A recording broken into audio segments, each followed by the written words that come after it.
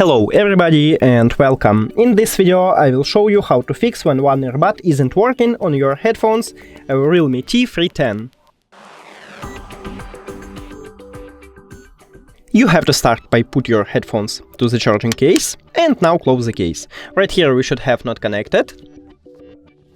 And after that open the charging case and as you can see it connected. So check it, maybe it fixed your problem, but if it doesn't, we should make a hard reset. To make a hard reset, just remove your headphones from the charging case and press and hold both of the touch areas located right here for at least 10 seconds. So let's make it.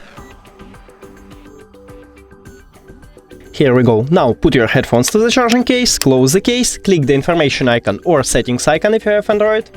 Forget this device, forget device.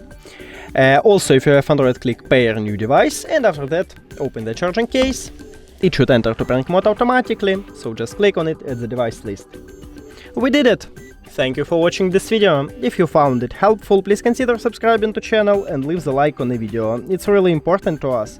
See you later!